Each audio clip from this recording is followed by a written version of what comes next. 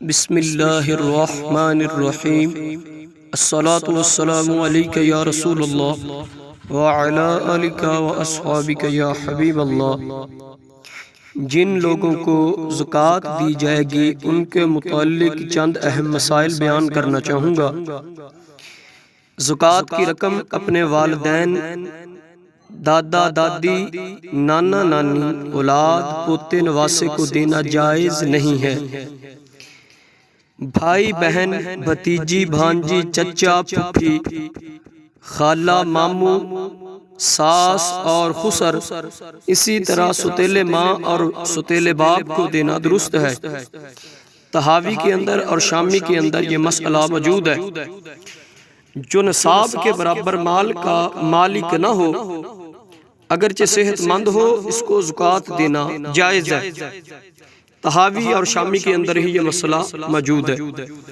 ایسا شخص جس کا مکان بھی ہے، آمدنی کا ذریعہ دکان، تجارت یا ملازمت بھی ہے، مگر خرچے میں پریشانی ہوتی ہے، نصاب کی مقدار مال نہیں ہے، تو اسے زکوٰۃ دینا درست ہے۔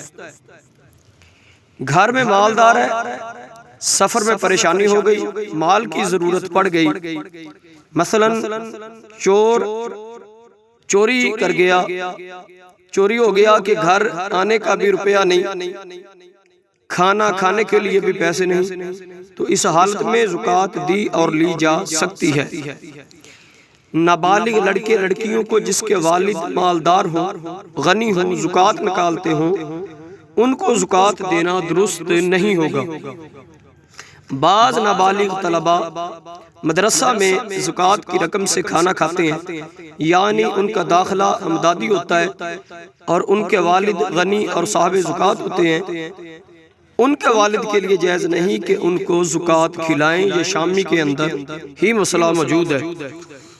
اگر بچے کی ماں تو مالدار ہے، ماں بچے کی مالدار ہے، والد نہیں، تو ایسا بچہ زکوٰۃ کا مصرف ہو سکتا ہے۔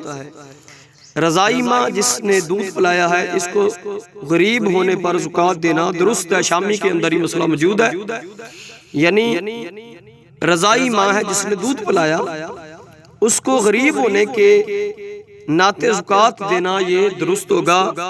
اگر کسی کے متعلق یہ معلوم نہ ہو سکے کہ یہ غریب ہے یا امیر، تو ایسی صورت میں اسے زکوٰۃ نہ دے۔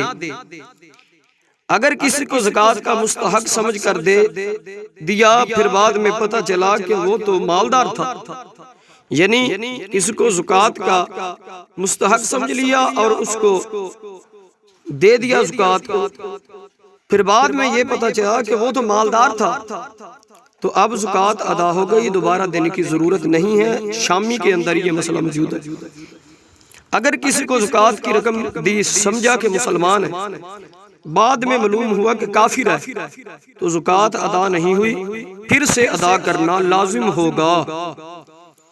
اپنے قریبی رشتہ دار کے غرباء کو زکوٰۃ ادا کرنا افضل اور دگنے ثواب کا باعث ہے۔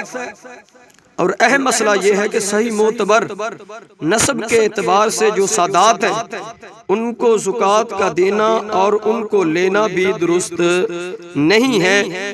فتاوی رضویہ کے اندر بھی مسئلہ موجود ہے، اور بہار شریعت کے اندر بھی موجود ہے، شامی کے اندر بھی یہ موجود ہے، اور شمائل کبریٰ کے اندر جلد پنجم مفتی نظام الدین علیہ الرحمہ، ان کی پسند فرمودہ اور مؤلفہ اس کے استاذ گرامی مولانا مفتی محمد ارشاد صاحب القاسمی جونپوری، انہوں نے بھی اس کے اندر یہ مسئلے کو بڑی وضاحت سے لکھا ہے۔ اللہ کریم ہمیں عمل کی توفیق عطا فرمائے۔ وآخر دعوانا ان الحمدللہ رب العالمین۔